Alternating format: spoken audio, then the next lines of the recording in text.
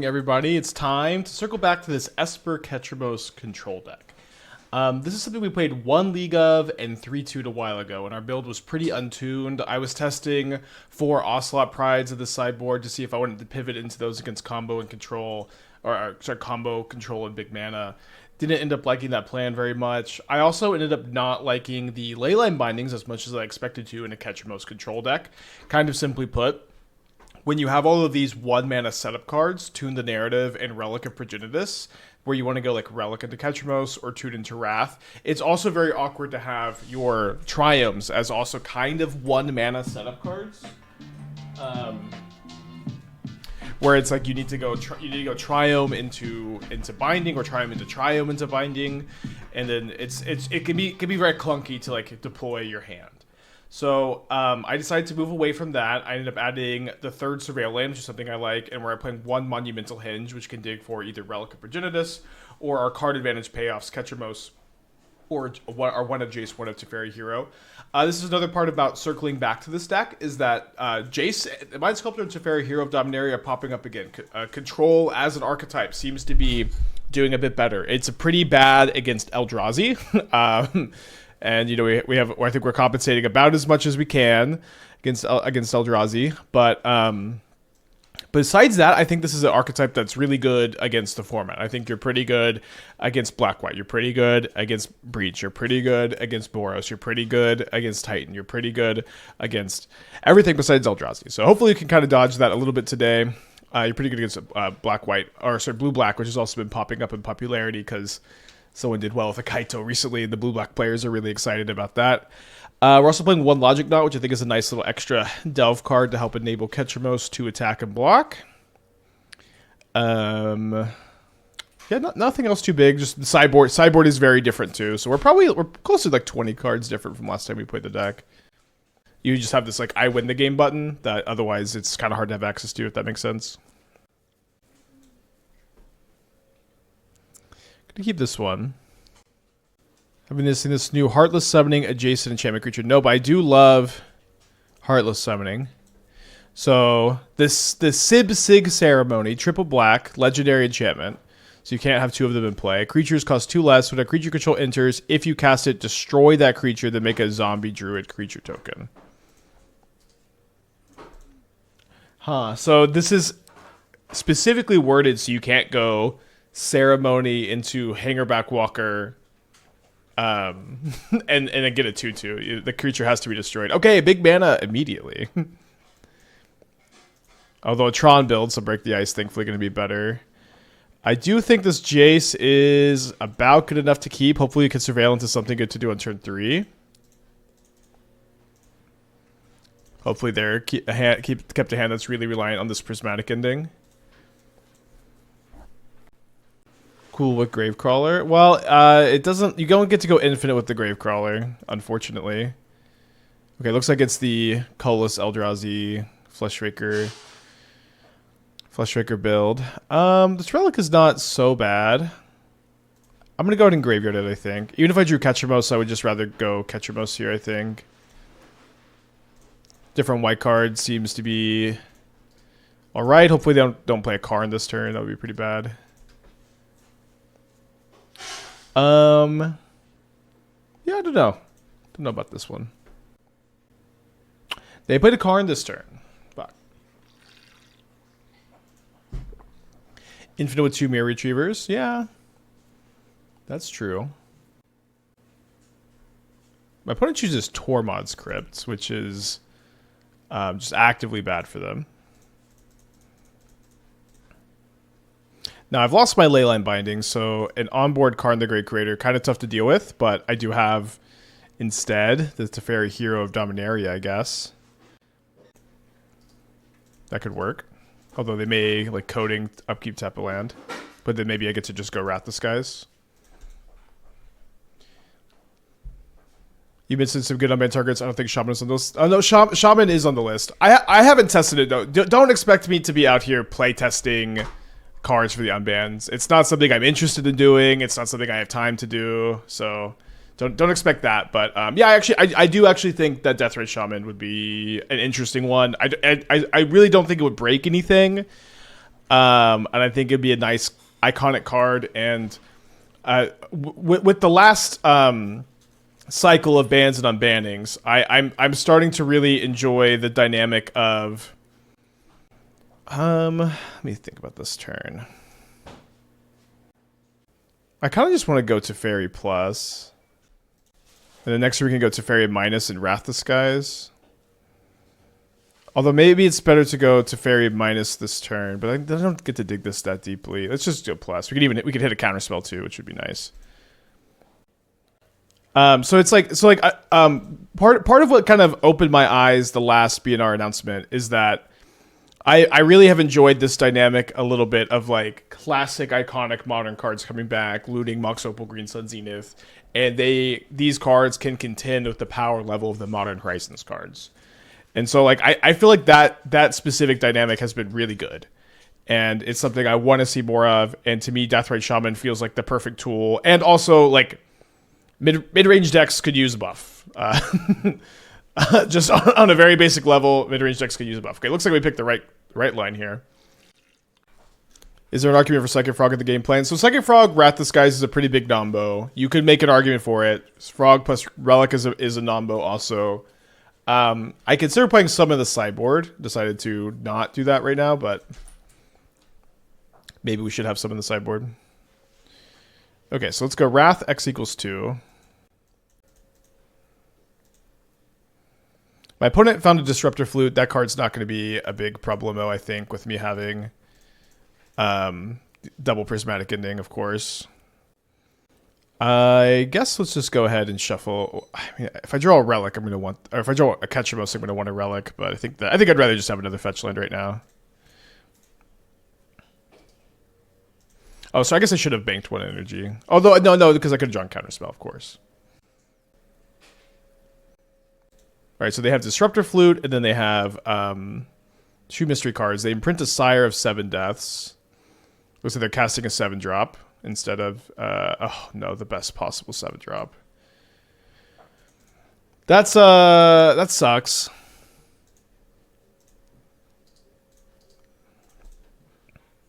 Thankfully, we have Archive to like dig for something else. I'm out of Surveillance too. Looks like I'm going to be 1 mana short of Archive into cast a Ketramose. Uro is you cannot unban Uro. Uro would be too good with Consign to Memory and Malevolent Rumble, and Shifting Woodland and Fanatic of Ronus, and maybe just in general. Okay, we're lucky enough to find the Ketramose, although there's not that many cards in exile at the moment. I did not have the foresight to play around the All Is Dust, unfortunately. But we can maybe dig for Relic of Progenitus with the Henge. My opponent's also drawing Karn this turn, which I don't love, but maybe they'll probably tutor something that we can Prismatic Ending. Oh, sorry, they put the Devourer into their hand. So maybe I'm looking for another Ketramose. Mac Waters with the 3 months. Hope you're doing well.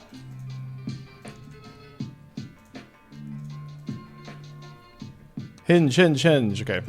Don't mind bottoming all those cards. We can also main phase and look for a Ketramose and cast it.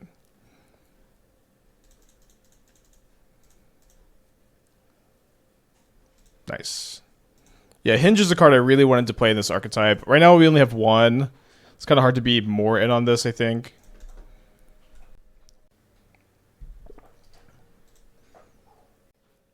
Four, 5. So they would need another Eldrazi Temple to cast this. They made spawns. I guess they have the Karn in their hand, huh? Yeah, I agree I don't want to shuffle, but we also don't have that many good cards in our deck now that All Is Dust was just so, like, perfect. Don't know if this has been asked, but are we building Kethis Catcher? We've talked about it. It hasn't been something that I've sat down to build yet, but we'll see. Blood Moon or Bust, thank you for the 21 months. Hope you're doing well. Okay, so we find a Ketramose, but we don't really have anything to do with it at the moment. There are 6 cards in exile here. Yeah, I don't think that... I could try to find a relic, cast it, and Prismatic Ending it, but then they could just put this into their hand and stop me from being able to attack.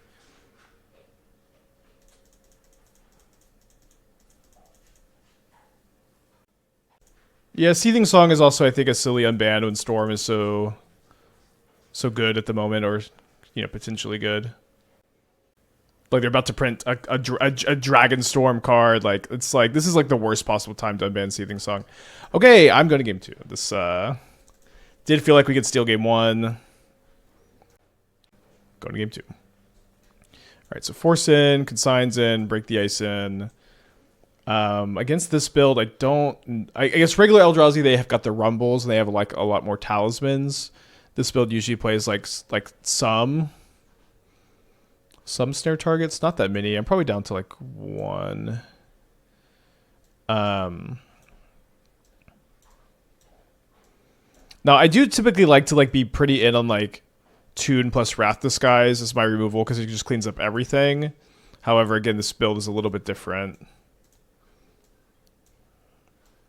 I also got like the Solitudes more than like Fatal Push just for the Flesh Rakers.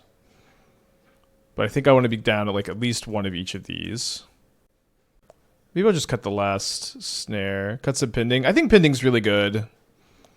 It gets rid of Map, Mind Stone, Glaring Flesh Raker, Chalice of the Void, some Karn targets. I think I just basically never cut a Pending. Moments like this to miss Yorion. I've never missed Yorion for 1 second in my entire life. Let's get the snare. Okay, let's get in there. Alright, gotta keep this one. Why is Seething Song bad when Storm is meh? Storm is not meh. Storm is a very playable deck. Storm is also about to get big buffed. But yeah, Shaman is a card that like opens up so much. It is a card that like it can go in Elves, and it can go in Jund, it can go in Black-White, and it can go in Abzan. and it's like it plus Ketramose is going to be an interesting dynamic just to explore, and it's going to be pretty dang weak to this new Ugin. Like this new Ugin is going to make Deathrite Shaman like really like kind of like immediately not that good in my opinion.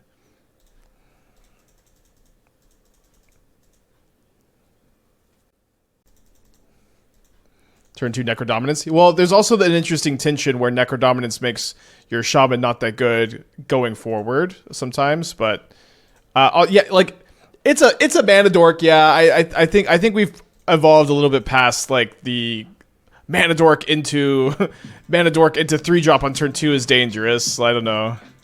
Sharps for the 20 months. Thank you. Welcome back.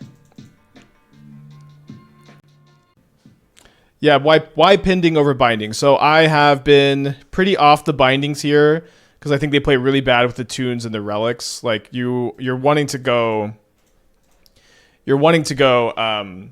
like these are like setup cards into your payoff cards, and it's just so awkward to have those set up into payoff cards while you're also trying to fetch Triomes aggressively. Maybe Shaman into Blood Moon. Maybe Blood Moon's also a little bit awkward. Okay, definitely want this to resolve so I can Pending it. Then that would be 4 cards in exile. Oh, 5. Yeah, let's go ahead and use the Pending instead of the Solitude, I think.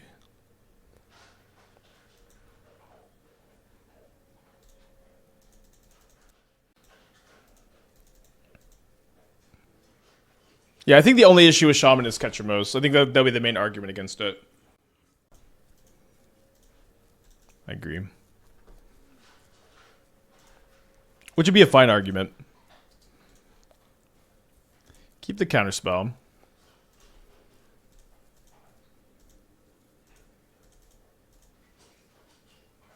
It's not about curving mana dork at the 3-drop too good. It's about stapling draw a card onto all his Shaman's abilities too good. I agree. I agree that is a problematic dynamic. I agree.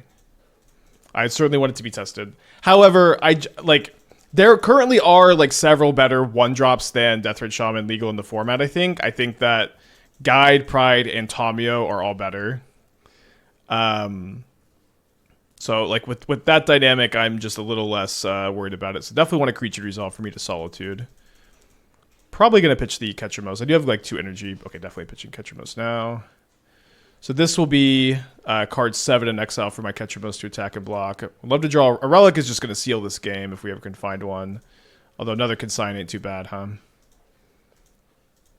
Yeah, you could currently do Halfling into Necro. It's like nobody does it. Maybe it's underexplored, but I don't know. I think Shaman would not break the format, and I think it would actually be a healthy dynamic to kind of circle back to classic powerful modern cards versus Modern Horizons cards, or of course some combination with them. But could actually let this go. Just play another Ketramose. I think that's correct. The value of holding a Consign here is just incredible. So let's. I think this seems correct to me. Yeah, New Ugin is like the worst designed standard card I've seen in years. I'm pretty unhappy with it, but at least it's a 7 mana non-creature spell, so it might end up being fine. Yeah, and this is another thing about Deathrite Shaman is this new Ugin's about to get printed, and this new Ugin is going to be very good against any deck playing Deathrite Shaman. Okay, so if I wanted to Wrath the Skies X equals 7. I would have to spend 7 mana. 1, 2, 3, 4, 5, 6, 7. I could do that, but then I would have to tap out of the Consign. Alright, so I think I would Consign this. Don't have another Surveil land. If I had another Surveil land, I would have surveilled first. How do you feel about it Modern, though? How much did the new Ugin affect Modern? I guess it wasn't clear. I'm talking about its affected Modern. I think that the card will be an automatic 4 of in every Ugin's Labyrinth deck, and I think that the card is pretty problematic overall. So go top.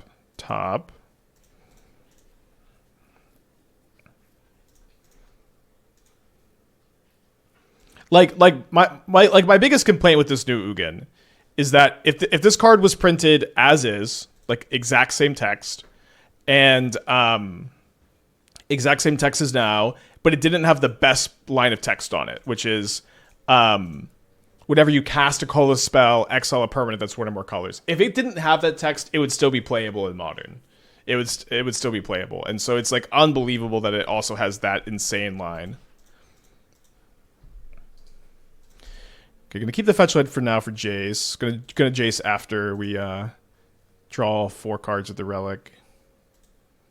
Also, and this is also what I'm talking about with the Overload Break the Ice thing. Like, I could just draw Break the Ice and the game is over immediately. Not to be. Not yet, at least. Okay. Game is still over immediately. They heard me. Okay. Looks like I was maybe okay to board out the Snare. Especially because, like, what Snare gets these cards clean up. Yeah, there are a lot of cool cards for Modern besides Ugin. Taigam plus Overlord. I haven't read the new Taigam, actually. Did you ever consider including Rumble in this Nadu Simic deck? I mean, of course I considered Rumble, but I mean, I'm not usually a big fan of Rumble in decks without graveyard synergies. And like, it seems like Court of Calling and Green Sun Zenith are the better card selection spells, but I'd be open to it. Okay, turn 1 Mind Stone. Okay, so we get to hold up Consign to not lose to turn 2 Karn. Nice.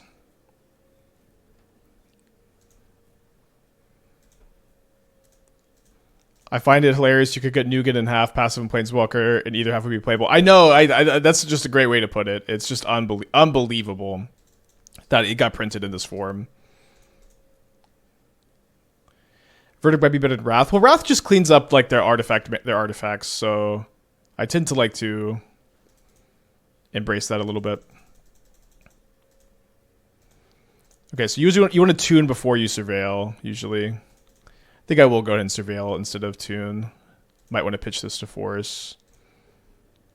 Okay, I will keep a land. Would you consider Nova Summer Flares? The Flares are really, really important, I think. Okay, we'll keep land number 5 for the Teferi. They only have 1 card in their hand. New Simic instant regrowth for 2. Now, regrowth is not a card I've almost ever played. That's just it. Simic instant regrowth. And instant speed, I think that's something to like kind of learn and explore.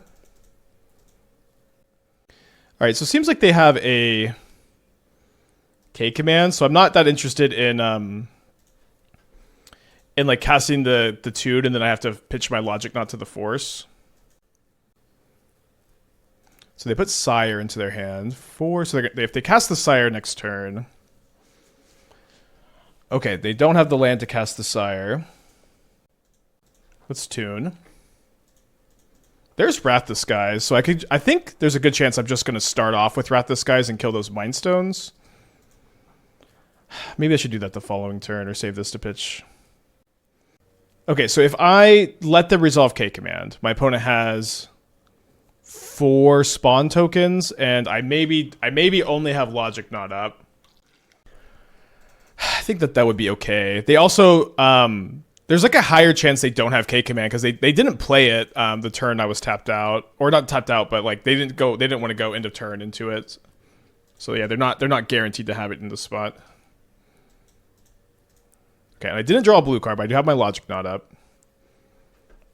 Will not be countering Sire of the Seven Deaths if that's what's cast here. I really hope they don't have Devourer of Destiny. They did not reveal one earlier this game. They have the Devourer of Destiny. I have 4 energy in my pool.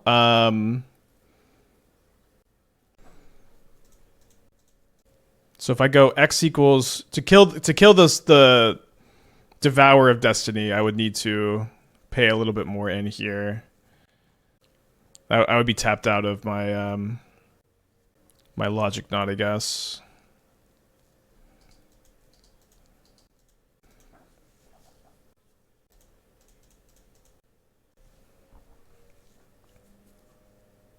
So just snipe those Mind Stones while they can't cycle them. I think tapping out of Knot is okay with Force of Negation. Well, I mean, they've got a lot of... They have the Sire in their hand. I guess the Sire's not that big a deal. Maybe you're right. Another Mind Stone.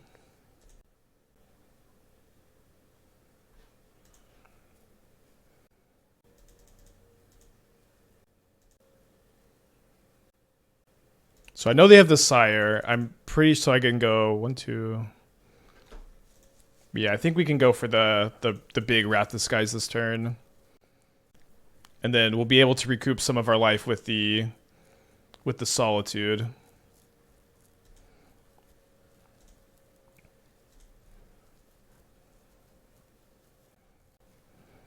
So this lets me go fetch basic planes, go to 1, tap 1, 2. Yeah, I can hold up the Logic Knot, which helps against another Sire. I could lose 2. Yeah, I saw the new Heartless Summoning. Pretty interesting card. Also, when I cast this Logic Knot, no matter what happens, I'm going to make sure that I... Oh, they didn't sack the Mind Stone. That's great news. I'm going to make sure that I delve enough cards, and if I draw a Ketramose, I can start attacking with it. 3 cards in their hand over there. We also have... Oh, no, I didn't fetch another Black Source. So, Break the Ice would be just a win the game draw, but... It's not anymore.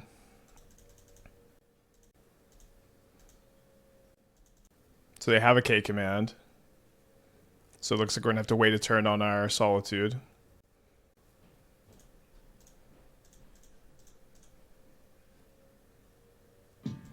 Wits with the 33 months. Hope you're doing well. 3 cards in their hand. They've been missing land drop, so we imagine they got some spells. It's kind of bad that I have to counter a Flesh Raker if they cast a Flesh Raker, I guess. Have to counter that. So I'm going to probably pop the Relic on my turn this next turn. I don't think it matters a ton how much I delve here. Don't have any more delve cards in the deck anyways.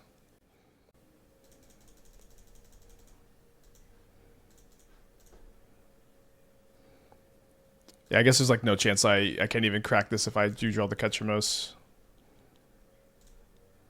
Yeah, it's pretty important to get the Solitude down. So if I can't play this Relic and hold up the Solitude, so let's pass. Hopefully they play a Devourer of Destiny. That would be perfect for us. a Thought Knot Seer. So basically, yeah, I think I Solitude it. This just digs me a little bit deeper. Like, if there's another good card also underneath the counterspell, then I just get to get, you know, I get to keep one of these two. Nice. So I'm going to take my Consign. I get to keep counterspell up. Yes, new Ugin is broken. And what's nice about connecting with Solitude is when they draw a Fleshraker, I no longer have to counter it. I can Prismatic Ending it. Interesting draw. I think I will be brainstorming. I really want to be digging for Break the Ice plus Black Source. Okay, well, halfway there.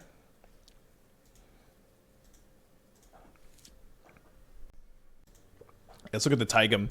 Taigam, 1 blue, Fury. Whenever you cast your second spell each turn, copy it, then exile it with 4 time counters. If it doesn't have suspend, it gains suspend. That's a weird one for sure. All right, knowing what's on top of my library, I gotta counterspell this. Unfortunately, we're still going to be a little ways away from an opportunity at the Black Source. I guess we'll have a chance next turn. We still have a counterspell up.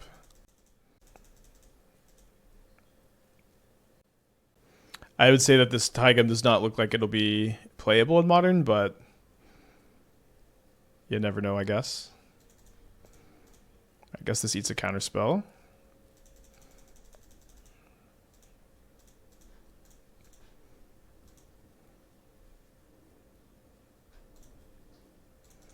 Too excited, main phasing. Yeah, I think Overload Break the Ice is enough of our sideboard plan in these matchups that we should be playing it over the other options. That felt good. That felt pretty good.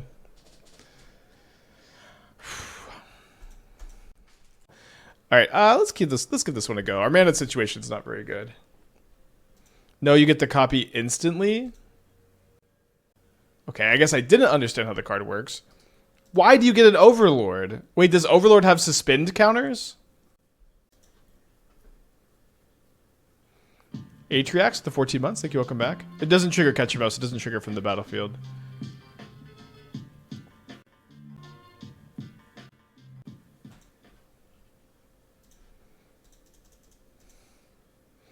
The spell is exiled and the copy comes into play. The copy resolves first. The exile spell is cast. Oh, I see. Okay, that's something, I guess. That'll be in the PowerPoint. That's PowerPoint worthy. Thank you for letting me know that's how it works. That's very, very weird.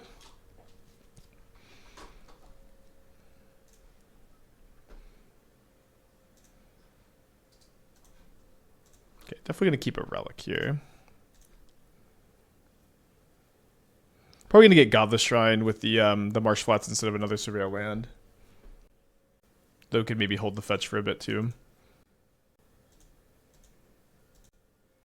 Is that intentional? At the very least, that seems like a pretty interesting standard option. They play a Frog, we might be able to Jace bounce, although they did kind of represent Bowmaster earlier. Or sorry, not Bowmaster, Spell Pierce earlier.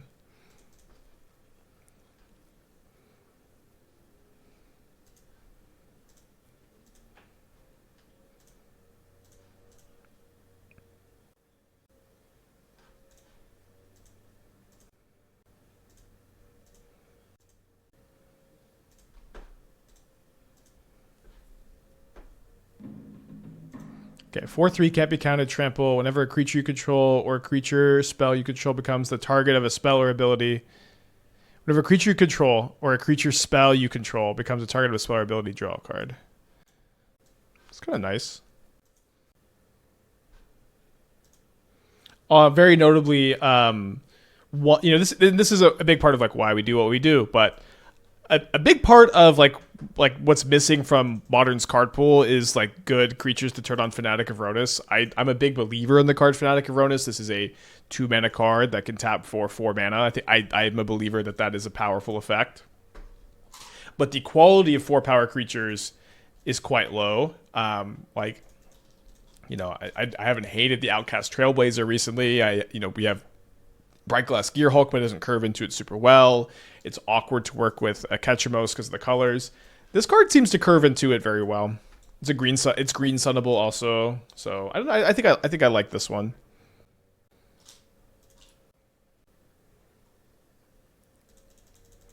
Just gotta play this one patiently.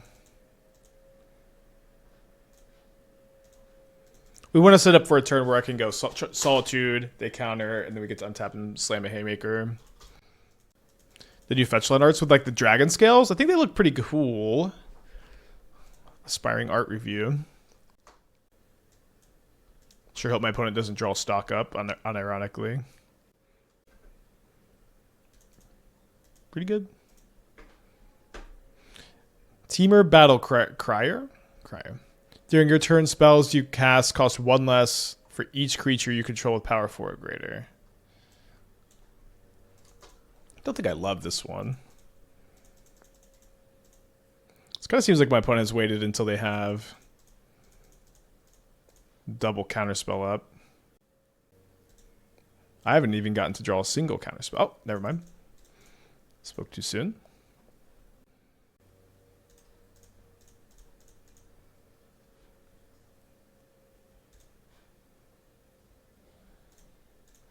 Yoink.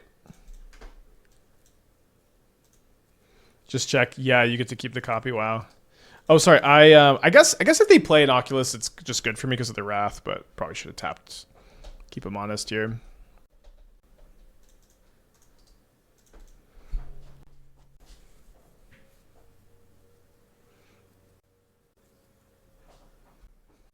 Play this first. I think I want to dig deeper rather than shuffle bad cards away because I don't have any bad cards at the moment. See if they, okay, we successfully have dodged a Bowmaster.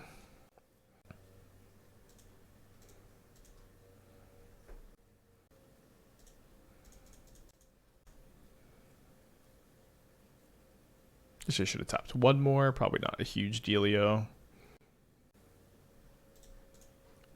Yep. Was a huge deal, actually. Oops.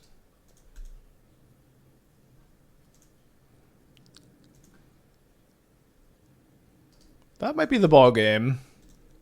Although I suppose the snare would have been able to counter my counterspell anyways. So I guess it actually would have been pretty much the same. So drawing up to 3 cards here. Some cards stranded, like Fatal Push, Oculus, Murktide on this board. Kaito? Oh, I guess Murktide wasn't as stranded as I realized, or didn't realize how unstranded it was. Yeah, I mean, I can go plus into pending the frog, I guess. And then move on from there, assuming they don't just have another counterspell, which would, you know, just kind of end this game. I guess we'll play it out, but a lot of counterspells.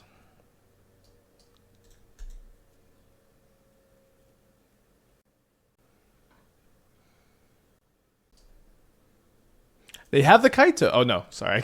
I just keep expecting Kaito to show up. Alright, so I'm gonna need to really just get very lucky by out top decking my opponent here. We might as well play around the Spell Snare by spending an extra mana. And then we can leave this in, I guess I don't have another Jace in my hand, so we'll play at the fountain. Or sorry, another Jace in my deck.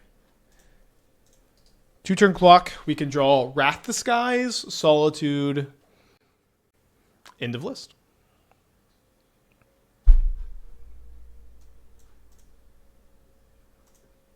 The top pile will be prevented face up. It's kind of they're playing a lot of card advantage. I guess that's what we're running into now. You want Murktide Frog? So my hope is that they take the Force of Negation and they did take all the creatures. So now we're hoping to draw Wrath. Wait, how is this in their hand?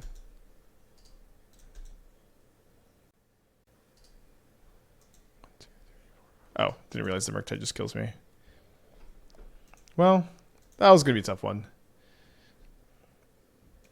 We have a verdict. We have a dispute. We have another snare. Maybe Force is not so bad against all these 3 mana card draw spells too. I think I want to bring in the extra push as well. Do I want Purge? They do play Bowmaster and Frog. What don't I want?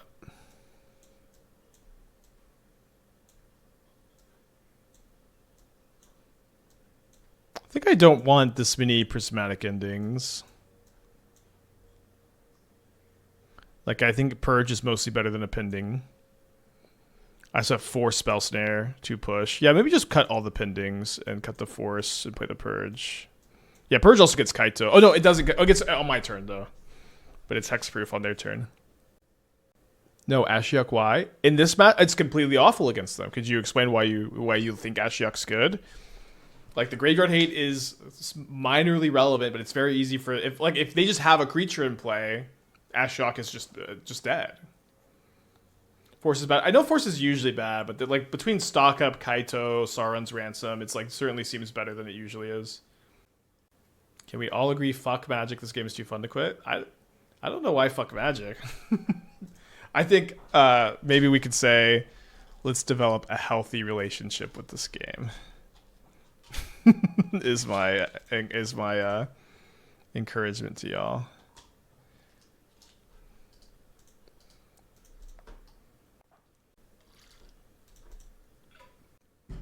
Dude, Tamio also. I boarded out my Pendings. I think I need to Solitude it.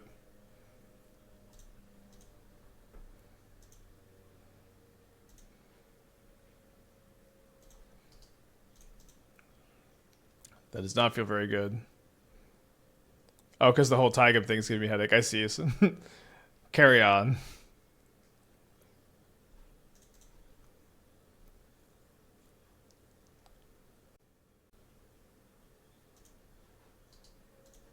Well, graveyarding that one. Ketramose off the top. Come on, let me draw a good card. So I could Surveil first looking for one of my 2 pushes, or I could Tune first. I could find Wrath, or I could find Purge. But if I find Wrath, it's a bit awkward because of the Relic. Okay, didn't find anything. Yeah, we saw Sirach. I agree. That's what I think. I think it's also an interesting card for Fnatic. I've been wanting to build like mono green Devotion that's really in on Outcast Trailblazer and is really in on Kiora and like Green Sun Zenith, but you're just kind of missing good creatures with power 4 greater. Kind of missing the whole deck. But besides the whole deck, it seems pretty good. I guess I'm keeping Jace. Seems like we're getting classic Murktide versus Controlled, these kind of games. Frenzy with the 5 months. Thank you. Welcome back. Right. Let's keep it going.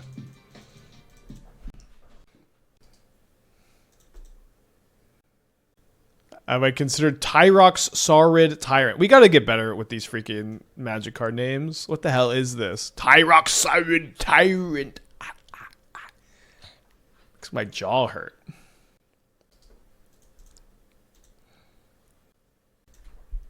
Also, this is a new card, like, you know, this is not just 2 mana, 4/1. Yeah, I mean that card's not getting in.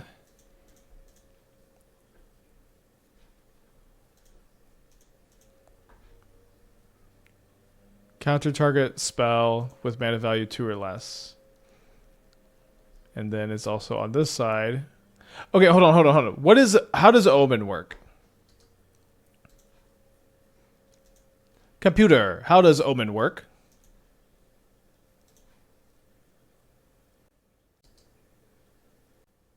Probably do have to keep this. Yeah, I know it's not like Adventure, but that's all I know. Omen is like Adventure, but you so okay. So if I cast Chilling Screech, it shuffles this card into my library.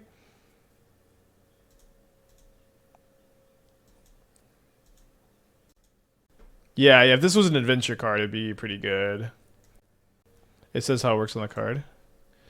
Then shuffle this card into its owner's library. It's kind of a weird design.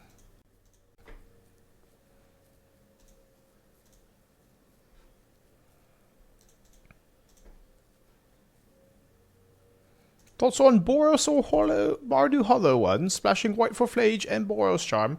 Well, we've played a lot of Flage Hollow One on this channel.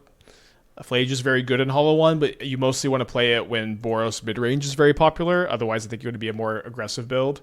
I haven't played against Boros all week, I think, and it doesn't seem like there's a lot of Boros in the queues.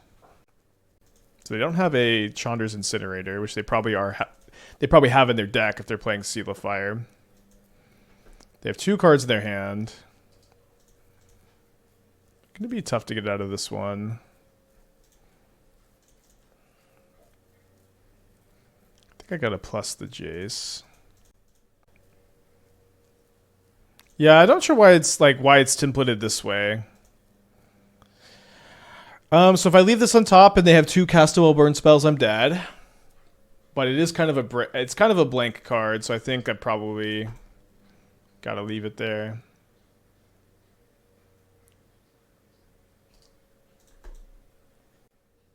Yeah, I guess I'm just a little confused as like what the intended purpose of Omen is. Okay, so my opponent has just a mystery card in their hand, and I've drawn a counterspell. We could let the Channeler live for a turn if we wanted to, since not a huge difference between being at 7 and 8 besides fetch lands. Oh, now I can just go exile Relic, Wrath. It's an Omen, you know it's coming. It's an Omen, you know it's coming. So the flavor is that because it shuffles back into your... Okay, they didn't sack the Seal of Fire. That's a freebie, baby. You can call that in the business a freebie.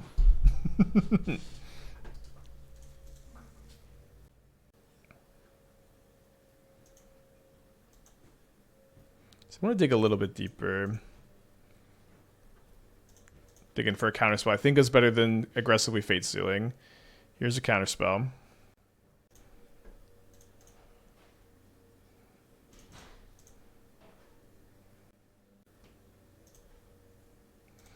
Oh, it makes sense. It's shuffling is a mechanic that's good for smooth and enjoyable gameplay without potential for cheating or abuse. Yeah, I agree. Just like casting a bunch of cheap spells and making a lot of shuffling is not... Like, this has always been one of the biggest arguments to play Standard is no shuffling. Or not a lot of shuffling.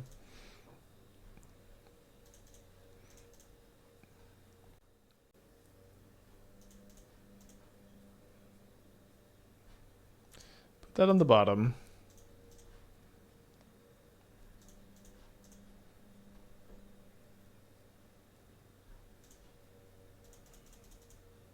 The mechanical point is you lose the card after playing the adventure side, which can make the adventures more pushed.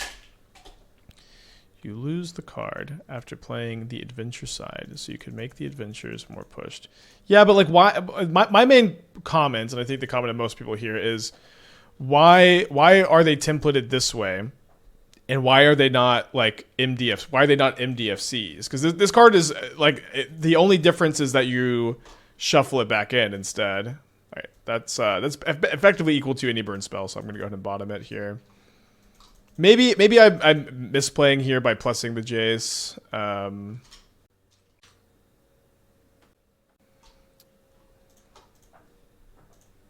Certainly feels like I actually have. MDFCs are too good. Well, this card is effectively the same, right?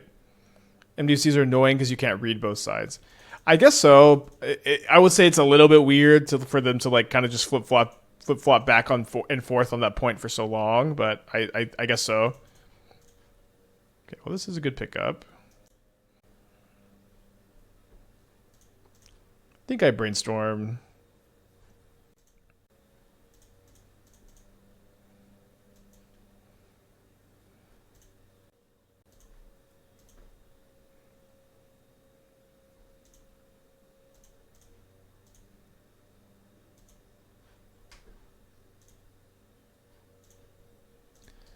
Weird game.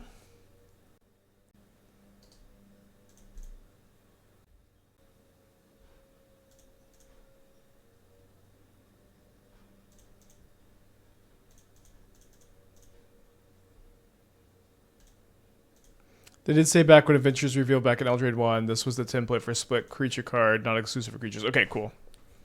I must have missed that.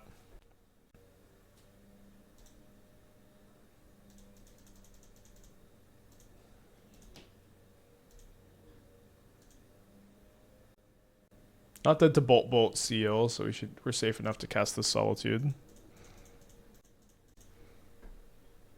Not playing a fetch, just shuffle lands you put on top. Yeah, I just literally just have to keep my life total as high as possible. The card advantage doesn't matter because I just have infinite of it. It's kind of, I don't know, kind of weird. I agree. Could have played differently, I think.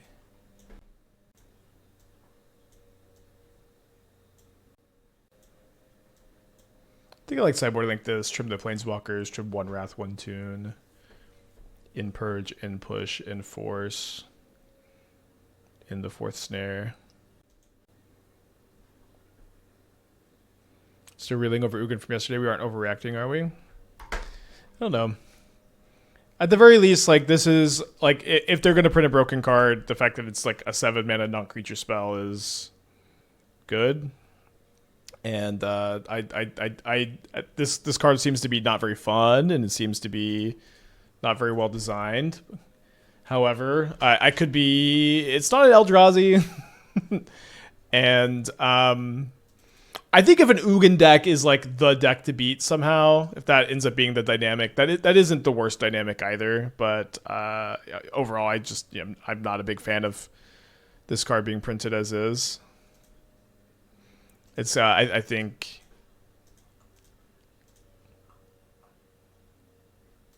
We will have to see.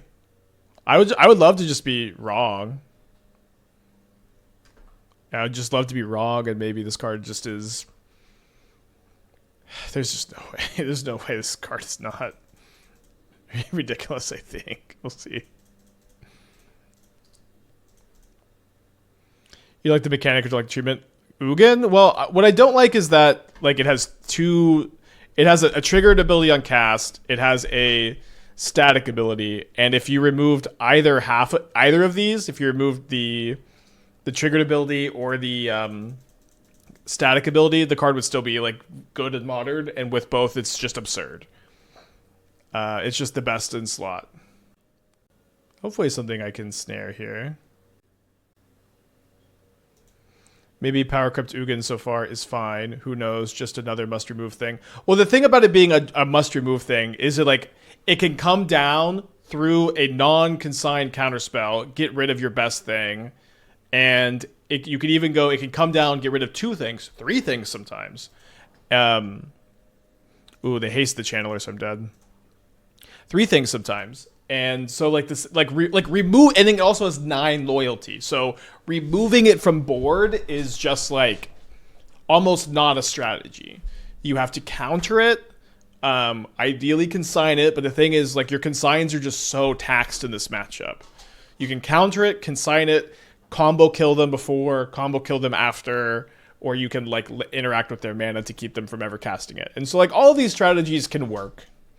This is not like this new Ugin is not Nadu in the sense that it should warp the format around it in a way that you just can't beat it. So that's good news. But this new Ugin is, I think, still a pretty unfun design. Looks like a classic example of a card that cost more or had 1 less ability. I agree. It's just classic, like, buff it untested. It's what it looks like to me.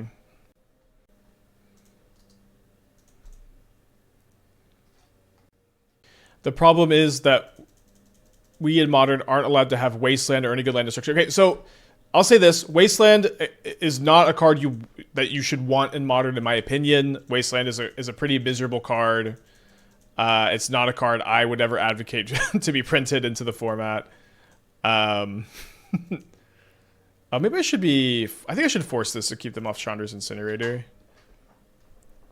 Like we need something else. And to say also this too, it's like. So let me read the rest of the comment.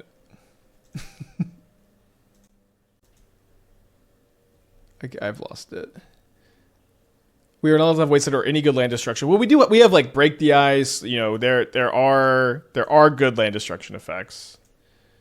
But like there are tools that can keep this in check. You can play a Ponza build and be like incredibly good against it. So, the card Wasteland should not be printed into Modern. John Magic. I guess that's actually already a person. That's Finkel, but. I declare boldly and bravely, you should not print Wasteland into Modern. That card is more unfun than Ugin is. That card is one of the like, you know, I remember Kai was in here one day and he was just like, "You do not want Wasteland in your format. This card is so unfun."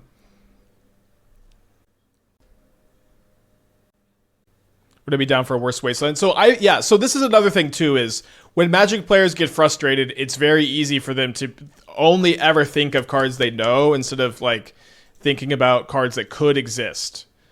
This is a really common trend. And so I have kind of been thinking of a card it's templated similar to Wasteland. Enters untapped, taps for colorless, and you can sack to destroy a land that is either enchanted or can tap for 2 or more mana. This is my proposed fixed Wasteland.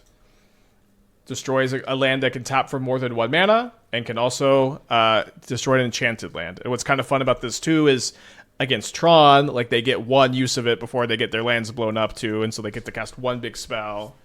And then it also punishes the Karoo lands, and it punishes Utopia Sprawl, and it punishes Ugin's Labyrinth, and it punishes Temple more than it punishes. Okay, they have the Chandra's Incinerator here. All right, I guess I'm leaving this back to.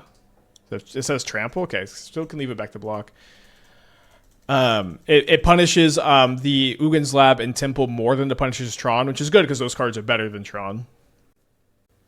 Literally, as you're saying this, they spoiled the non-basic Hate Dragon. All right, let's see it. So this attack seems to be bad for them because I get to gain. I basically get to gain 2 from this exchange. Let's see what they have. Double Strike with Boros Charm.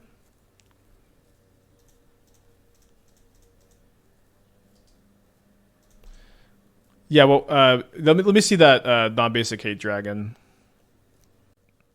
Like Wasteland, but only hits tap lands. Yeah, I think whatever this proposed card we land on, I don't want it to be able to like hitting tap lands. I don't know. The problem with Wasteland is you play it in every deck, and it just says that you like cards that cost 3 or more mana are just very risky to put into your strategy. Wonder how good or bad the playtest Wasteland would be. Basically, Wasteland gives your opponent waste when you blow it up. I mean, it's pretty similar to Ghost Quarter. It's a little bit better, I guess, or sometimes worse. Oh, perfect. Okay, so this would not let me kill the Incinerator this turn. But now I can kill it next turn. All right, yeah, so let's take a look at the Dragon.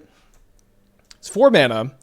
When it enters, destroy target non-basic land an opponent controls. Its controller searches for a basic land, puts it on the battlefield with a stun counter, and then shuffles.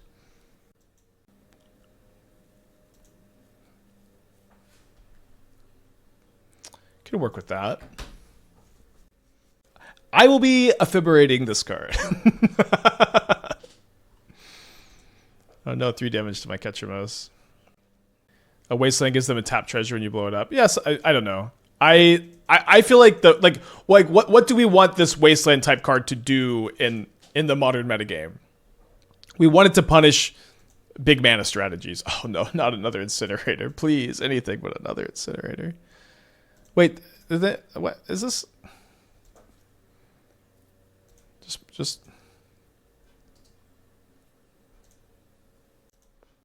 Oh, the damage on the Ketramose makes it actually 2 damage. That's cool.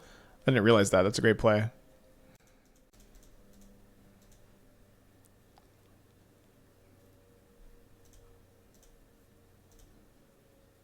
Just give us a free cost Field of Ruin. It's a little bit too good. Could not be standard legal.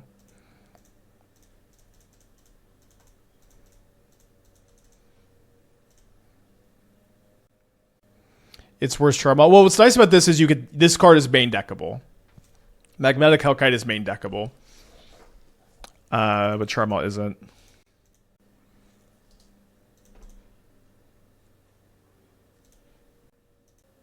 What was my power toughness? Well, this was a 4/4 with 6 damage on it. So even though it's indestructible, they got to trample over for 2 effectively.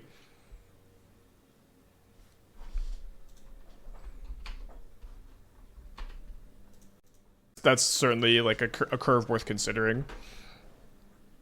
In like an ephemerate flicker strategy, is this going to be something that's going to be super competitive? Maybe not, but maybe yes. If his username is Extreme Dex, maybe yes. If like the big mana is really popular.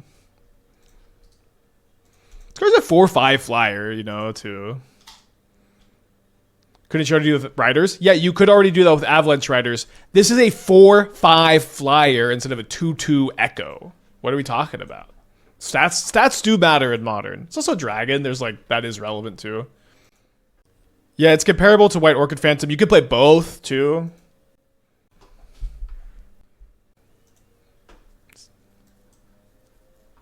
Dude, put a twin on it? Let's go. Maybe.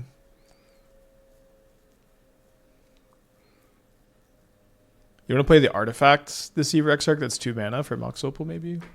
Also untaps your Imri on turn 2. Maybe not.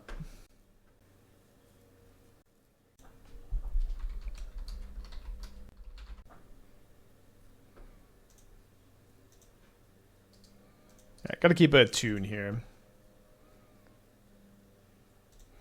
We get some form of Dragon Storm that's viable. The 4 mana 6/6 Storm, or so the 6 mana 4/4 other dragons get +1/+1 Storm. That card is playable, I think. Especially because you can go Burning Tree Emissary, Ritual, Flare the Ritual, cast it on turn 2, and that's going to be a game-winning line most of the time. All right, so let's see if we find a snare. Isn't this dragon just a slightly better Krinko's Buzzcutter? No, it is a much better Krinko's Buzz Crusher. It has an extra point of toughness, which is pretty relevant, and it also the stun counter is unbelievably relevant. Like, I don't even know how to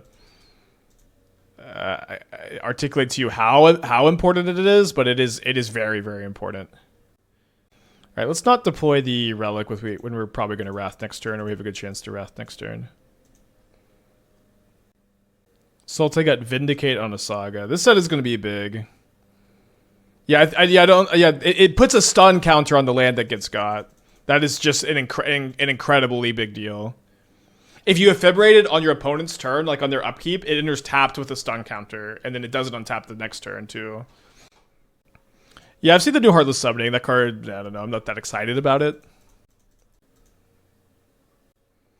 I'm sure this is card is Funival. I think it's telling that they're willing to make a land hate card that's a paragraph long with stun effects before printing Wasteland, trying to compromise at all costs. They should never print Wasteland into Modern.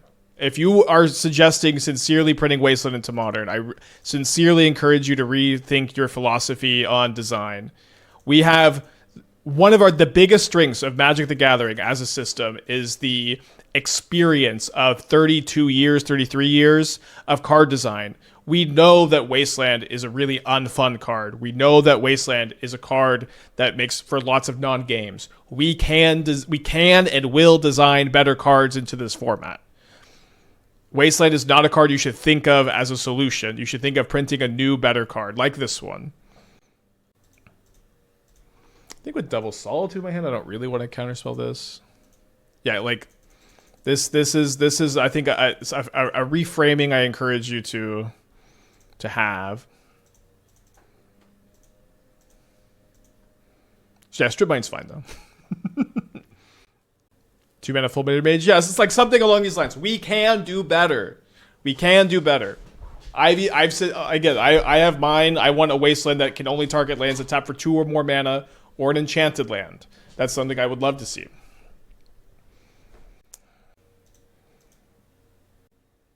So I guess I gotta do this now, otherwise they get a 2-for-1 off the Solitude. It's kind of bad if they go Ketramose after this, though. Yeah, so this is Sultai Vindicate. Okay, well, not Vindicate. Only destroys non-land permanents. Okay, so 3 mana... Oh, where'd it go? 3 mana, destroy target non-land permanent, mill 3 cards. You may discard a card. When you do, return target creature or land from your graveyard to your hand. Mill 3, discard a card, return creature or land from your graveyard to your hand. It's just an interesting one. It's not quite a 2-for-1, but close enough, I think. Oh, so they're going to field me so they can play a land off the Dothi? It's a good play.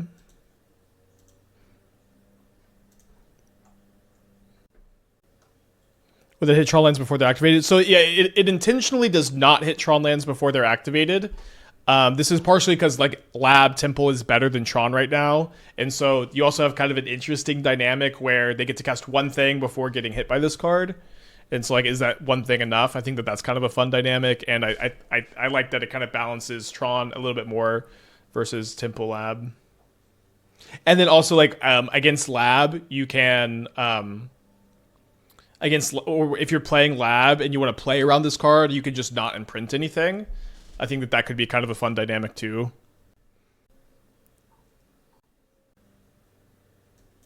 Another Thoughtseize. 3 cards left in their hand after this Thoughtseize.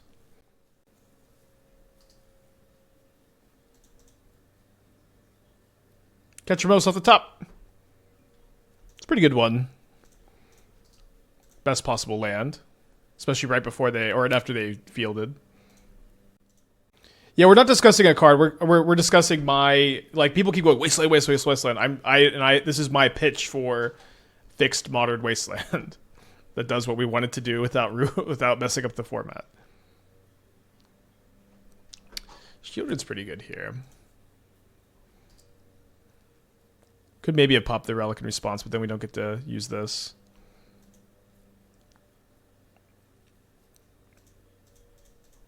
Kind of fun if we draw Wrathless guys, we can kill the Shieldred and not the Solitude.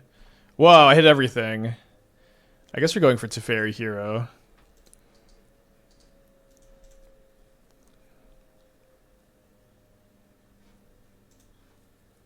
The Henge has been so good. I wonder if we can build more around Henge plus Teferi, like you get to untap it, activate it. A dream. Dreams upon dreams.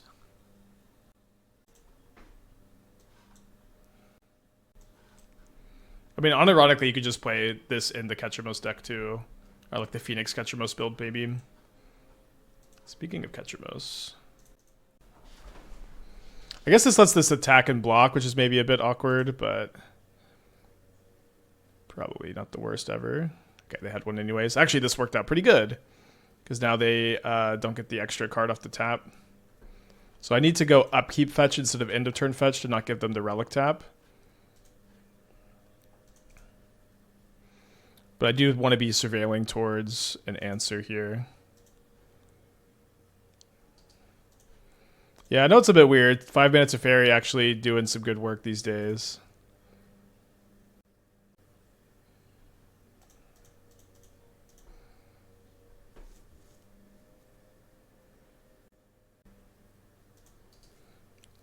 Problem is they're about to Shieldred me pretty bad.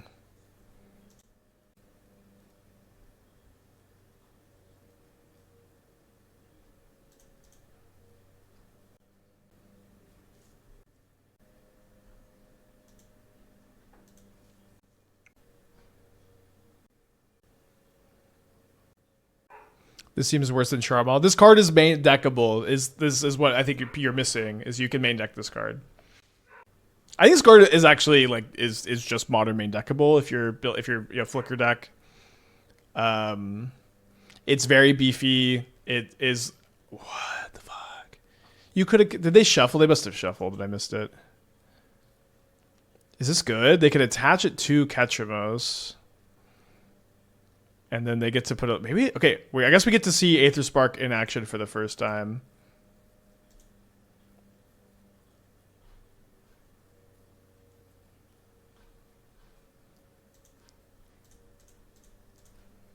To get a lot of life. I think WAP is just better. WAP D's. White Orchid Phantom. To say it's literally not just better. Like one thing is playing both of them in the same deck seems really appealing. One of them is a 4/5. One of them can get hasted really juicy with Arena of Glory. One of them like makes it to where your opponent does not have an extra mana next turn because of the stun counter. It's not. I would say that these cards play really well together, and you wouldn't say that one is just better than the other one. In fact, having both of these in your main deck, I think is a pretty. To me, that just seems like a good dynamic.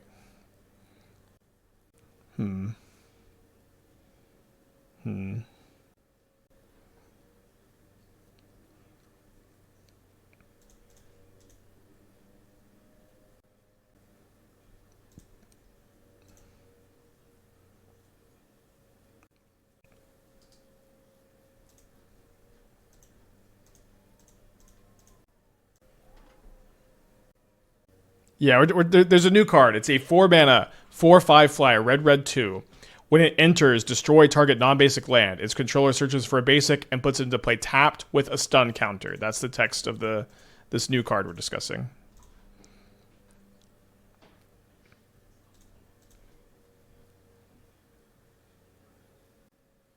So I didn't live up white mana for me to Prismatic Ending the Relic this turn, I guess.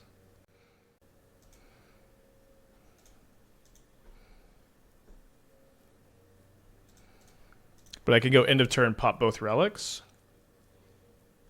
Maybe just one, but I think I'm just scared enough of Shieldred to just cash in now. I guess I should attack the Aether Spark though, because they can make 10 mana. I don't know what they can do with 10 mana. Yeah, I like that they're playtesting the Aether Spark. It's still one I have not gotten around to. I'm kind of thinking if they do unban Jitte, maybe I will. I should have left up this. Sorry, blue-white instead.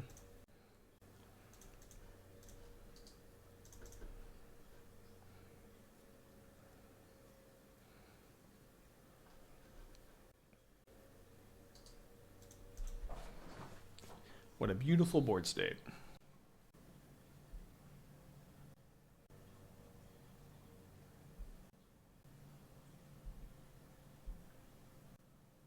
Well, Wrath Disguise kills Aether Spark because it's an artifact. Why not upkeep blue to tune instead? I could have done that. I feel like I just wanted, because I knew the shield was coming, I just wanted to cash in the relics because I thought they were going to be potentially a liability. I think I can afford to take 2 more from the Shieldred though.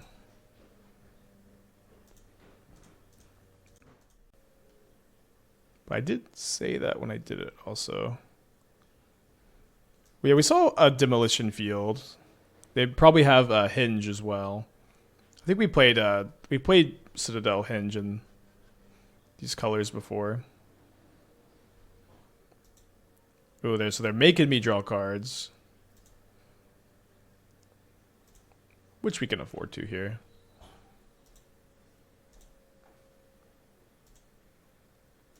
All right, what are our thoughts on the Aether Spark? Seemed like they should have just played the Shielded instead that turn.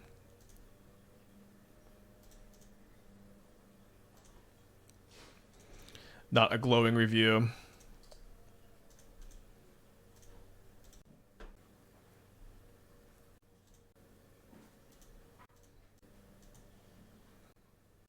Thought I had one more to discard.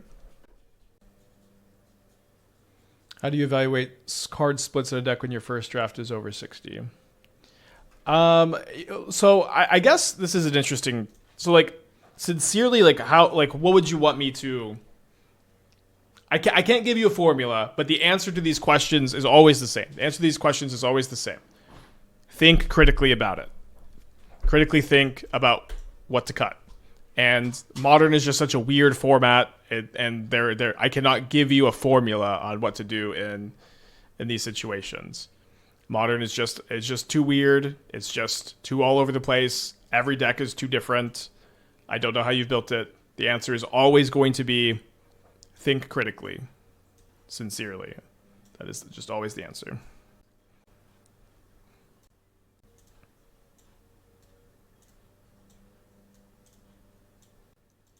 Which are 1 pending, 1 tune. Probably want to push actually down to 2 pending. Maybe we'll play 3. So you can snag their relics more often. Got the logic knot? I think that makes sense. Against the relic deck. I played 5 matches with Blue-Green Fleshraker and a 3-3 split of Curiosity Keen Sense. It's been really good. I feel like the games I lost before is because you couldn't find Keen Sense in time, and I feel solved. Consign on the board is gas. At the very least, with like the Fleshraker deck, my big problem with it is not the finding Curiosity part. It was just always like, can I draw Fleshraker and can my Fleshraker live? So I don't know. I did like that deck a lot. I thought it was pretty fun. Certainly hope a playable version emerges sometimes. To me, the biggest thing would be like either like a Green Sun Zenith type card that could just put a Fleshraker into play. That would be really nice. And like a colorless Sun Zenith. And to me, that would be like the main thing the deck needs. Are we trying to Apostle's Blessing in the Raker deck? That would push the needle on Keen Sense a little bit. Funny enough. We get Island here, so we can draw Counterspell.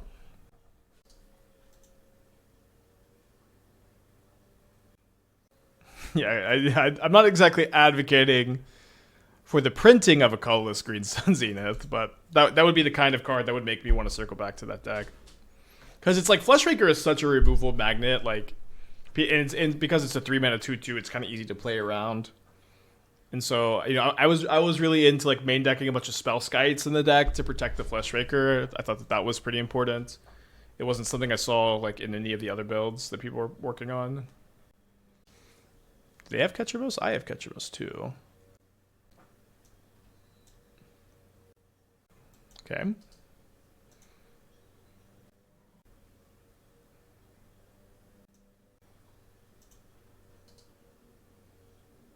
I think I'm going to graveyard that because a Counterspell would kind of end this game if I found that.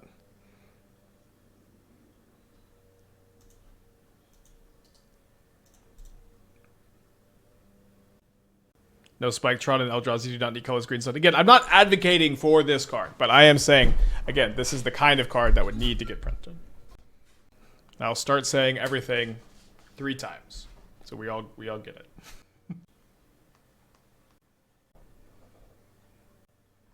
So I'm probably about to get Godless Shrine. I think I'm going to get Island here so I can go tune into Counterspell potentially.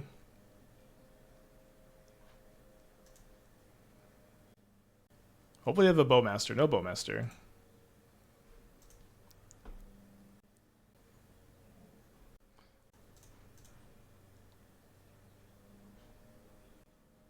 One thing that's kind of fun here is they're probably going to pop their Relic in response to my Relic tap.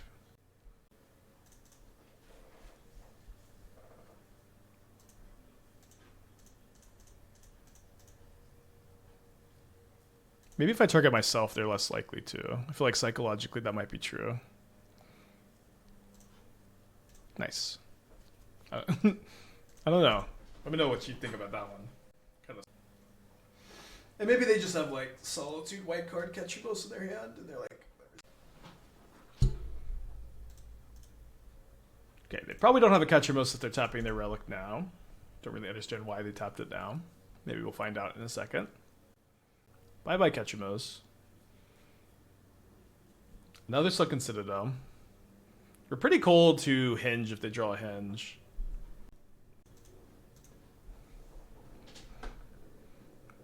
Now I should have 2 basics left in my deck. So I'm going to get a Fountain, play around more get rid of non-basic cards. And, if they have the Bowmaster, we could lose the game here, but haven't seen a Bowmaster yet this match. And they don't have one.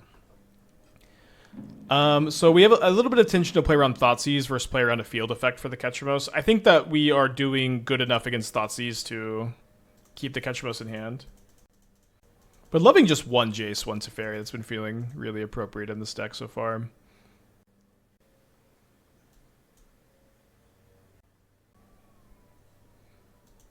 What's the logic of running Jace and Teferi? They're good. Subscribe.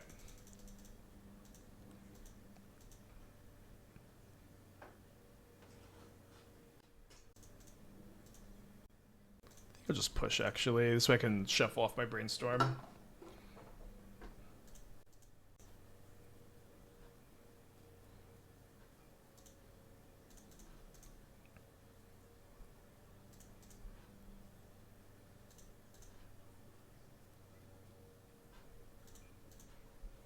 So we need Wrath, we can keep it on top. If not, we can shuffle.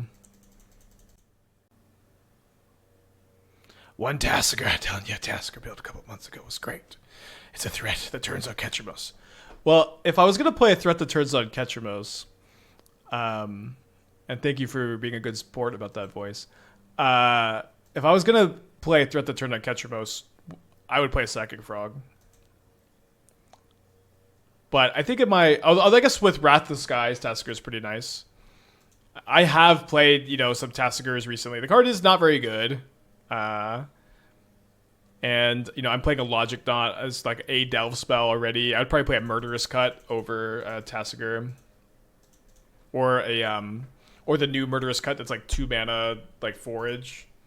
So like a little bit more measured. All right, let's just start sealing here.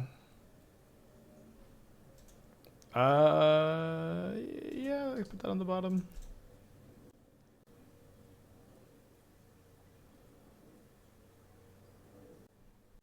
Yeah, I remember Tasigur was wildly good in that Fanatic of Ronus Archon deck, and we're like, and then it just never did anything again. Hear me out, Grimrag Angler. You have my attention. Yeah, I would play Murderous Cut over Tasigur if I was going to play a card like this. I think this will get a concession, probably.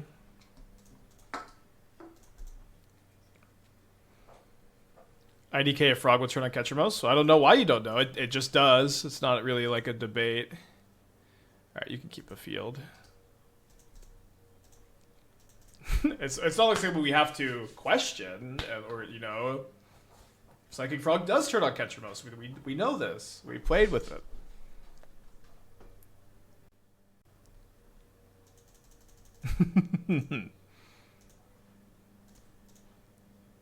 When Spike misses a joke. I guess so. Sorry, I just tried to have a conversation. I'll do better. Oh, I get it. I see it. Turn on. Haha. Alright, let's get a 4-1 product going. Yeah, I do usually just read like the first... Oh, I forgot to pay out the prediction yesterday for the Cube League. So, to all the 2-1 believers, there you go. And then let's get a 4-1 prediction going.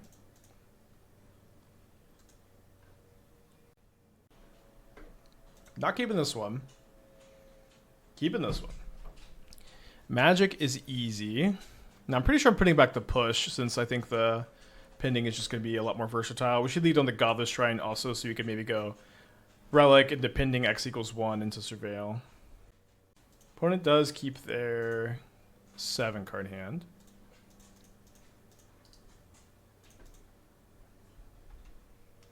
Yeah, Jace and Teferi have been feeling pretty good again. Like, when you play just one copy of each two, it's like you never run into the downside of drawing the second copy. So the first copy is always, a lot better than like the second copy of Jace. And we trophied with 4 Jace, 4 Temporal Mastery in our deck earlier this week. Marker Sharko. Definitely tapping the Relic against the start.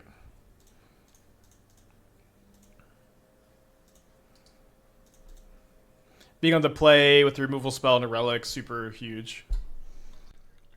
Do you think decks like this could change the mana base and get more from Wintermoon over Break the Ice. Change the mana base is quite dramatic. Or like this is a lot talking for a little bit of action. You would have to play basically almost you could play like an almost all basic land mana base. Yeah, you could play like one fountain. You could play like one Hallowed Fountain, and you could play the rest basics. And then you could play Wintermoon, and that could be good. But you're sacrificing a lot. You're like maybe you play one Surveil land instead of a Hallowed Fountain.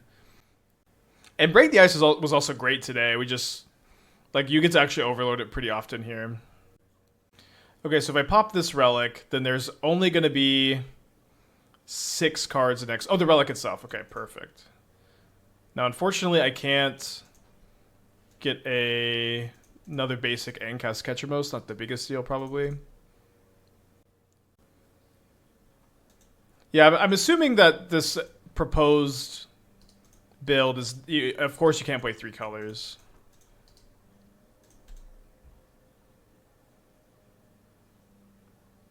I will say, if the Eldrazi Menace pops up a lot, Wintermoon is certainly a card that's very good against them.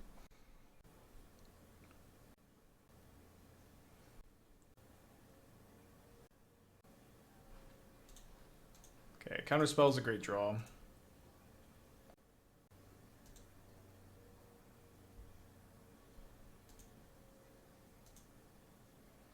I think I'm attacking. I'm basically trading 4 for 7. But I can kill them pretty quick, and I've got a Counterspell. Maybe I should have surveilled first.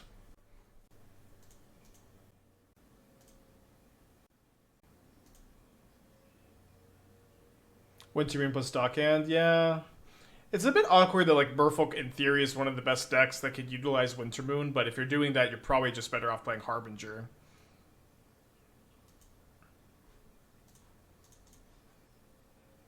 So let's see what we're drawing next turn before we choose to Counterspell or not. Alright.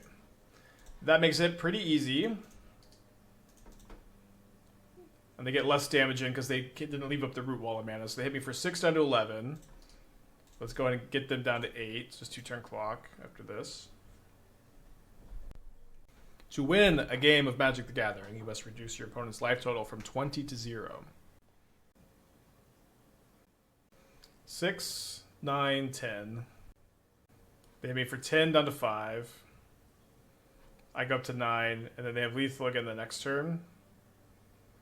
If I don't attack. It's a really bad one to counter, so I think I let it go.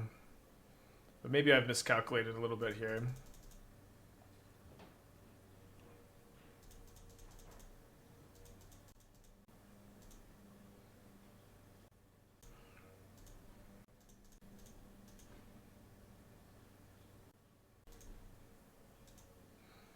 Maybe backup Ketramose was better, just get Vigilance.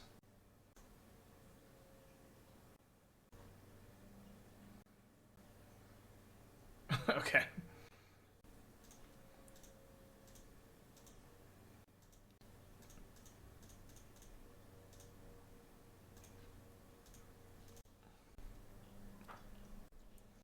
Harbinger can't stop Ugin from coming down. I mean, I would disagree with that, actually. I would say that Harbinger can slow Ugin down considerably. Alright, so if I let this resolve, and my opponent plays any creature, they get the Vengevine back. I block the Vengevine, I go to 13. I take 3, 7, 8, 12. Seems worth countering still, but so I could go like Teferi minus. Now, if they only leave 2 creatures back, my Teferi minus kills them. So they leave 3 back wisely. So if I minus on the hollow one, they double block. I get this off the board, I get this off the board. They can Phoenix again, but their life total is going to be in a really precarious spot. And of course, we have them under kind of the double abyss here too. Harbinger can't stop a combination of 7 land sprawls and talismans coming into play. I feel like you're almost just arguing to argue, maybe. I understand that Harbinger does not 3 mana win the game, but if you're playing Merfolk and you play Harbinger against the Tron deck, against the Eldrazi deck, it's really likely that that slows them down enough that you're going to be able to kill them before they cast Ugin. That was exactly what I said the first time, and that is still true. And I think you understand that as well, so we can move on. Frozen with the 47. Thank you, welcome back. Appreciate you. Yeah, we talked about the Sultai Removal Saga. That card is cool. Doesn't exactly go anywhere. Doesn't exactly like give life to a new archetype either, but one you want to keep your eye on.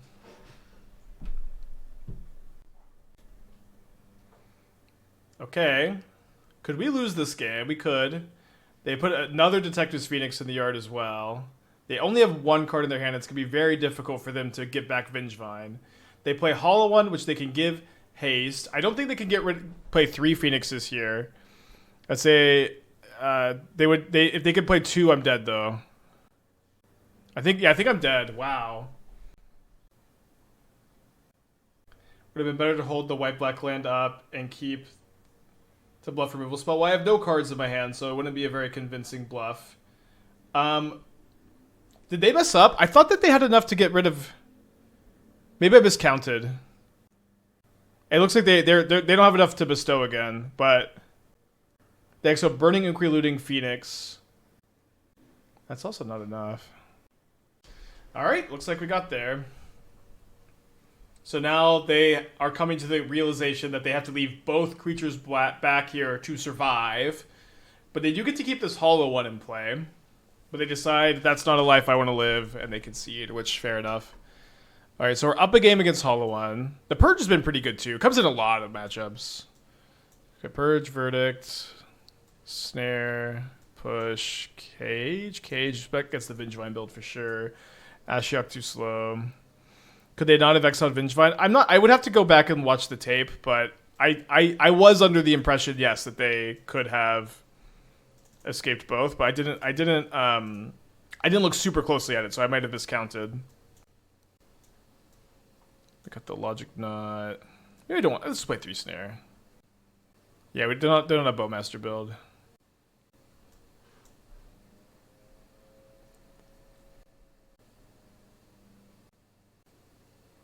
Pact of what the hell? Why is Pact of Negation in the sideboard?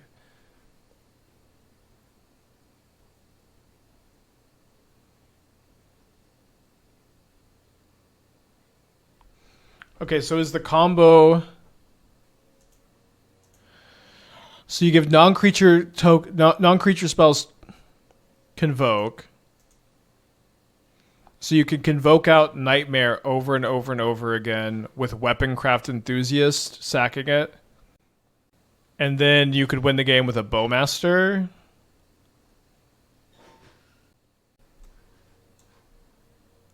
Yeah, pretty cool idea.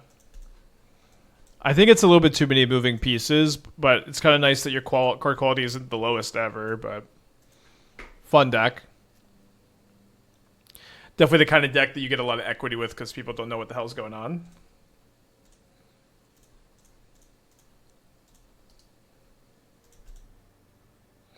Yeah, we talked about the green Stompy Uncounterable 4/3. Unfortunately, it has the Own the Tech problem of you deck yourself if there's a Bowmaster. However, if you can wait against Bowmaster decks, you can play removal in your deck and you can have a mana up and then you can draw a lot of cards, but or you can play Gutshot in your deck. Probably a little bit too bad. And maybe my Verdict is going to be a little bit too slow here. I think I want to pop the Relic, look for a white card for Solitude, and stop a Phoenix from being bestowed. I don't find the white card. I'm going to need to find one to not die before I can Verdict.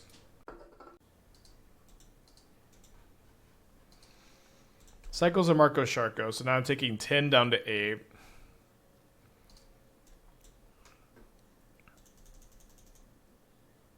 Yeah, if they went land inquiry, I guess I wanted to evoke. Ketramose is probably the best draw. Besides just any white card. Any white card. Let's go.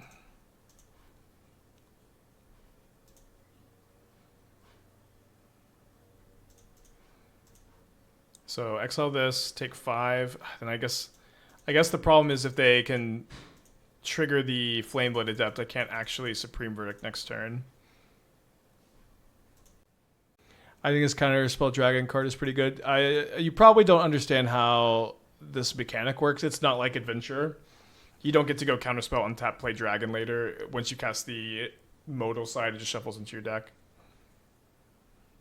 Couldn't you use Apprentice for the loop? I think you could. Yeah, I think you could use Apprentice for the loop. Yeah, I don't see why you couldn't. So exile this, take 6, 7, down to 1. Alternatively, I could go Celestial Purge, Phoenix, Solitude, Hollow 1, take 5. Go to 3. The problem is I can't draw Ketramose. Yeah, I think I'm gonna try to surveil into a basic maybe that doesn't make sense. I guess that's why we're here now. You have game 3 also. Is it a loop? It still costs 1 black mana each time. Convoke, you can tap a black creature to pay for black mana.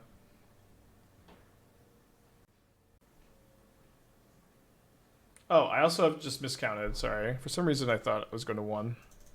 All right. Tough game. Going to game 3. On the play. Let's run it back. I don't think it passes the sniff test. Dragons will average. Counterspell trades are even. Well, it would be a nice 2-for-1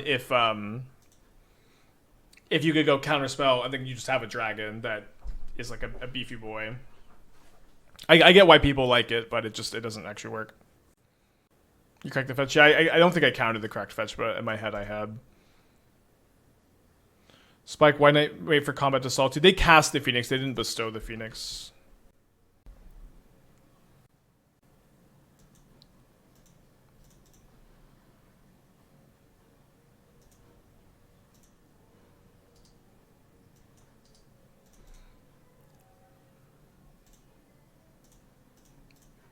Good draw. Yeah, silly moment, but those are also just a very difficult board to get out from you, too.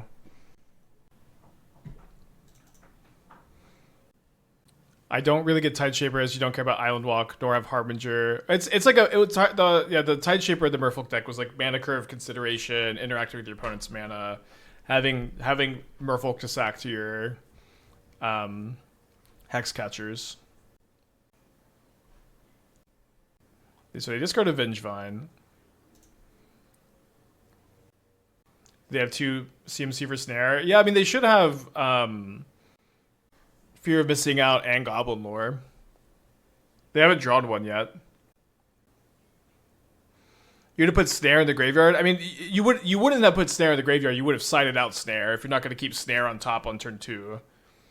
But they have 8, like if they're just on Lore or Fear of Missing Out, the game ends with the Snare. So I feel pretty good about keeping it on top. I would do it again. All right, so Hollow 1, very good here. When I pitch Solitude, I'm gonna have 4 cards in exile, 3 cards in exile.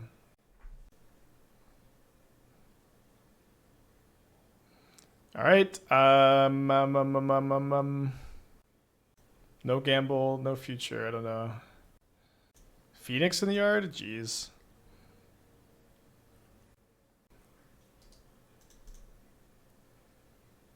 What are my thoughts about the meta with Breach? Without Breach? Well, I don't really think it changes a ton. So let's assume just Breach gets banned and nothing gets unbanned or nothing else gets banned. And I think that's unlikely. I think other things will happen. But for the sake of argument, okay, good. This ended up being fine. Kinda. I guess these Phoenixes are pretty bad for me.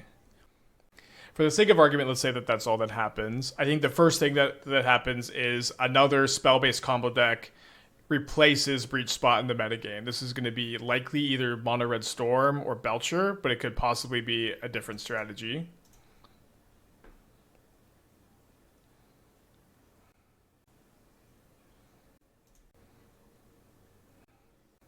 So if they pump the Root Walla, I can basically I can go get Godless Shrine down to 12. Push this, take 7 down to 5.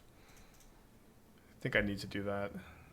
Yeah, Kethis could potentially take the state that spot. I don't know if it would play Grinding Station. It might play Grinding Station. But I think that's one big thing. I think Belcher, Storm, Kethis, something will take the spot of spell-based combo in the metagame. Spell-based combo is like a little bit too good against Black-White, a little bit too good against Titan and Eldrazi and Boros to like not have a big spot in this metagame. So I think that's going to be the big thing, and then beyond that, I don't know that the dynamics change very much. Bizarro with the 49 months, thank you, welcome back.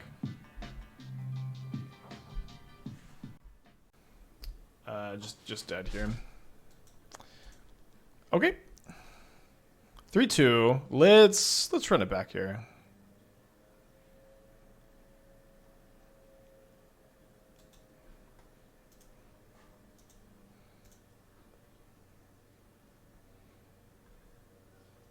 Now, I do think it's a lot more likely that they take more action.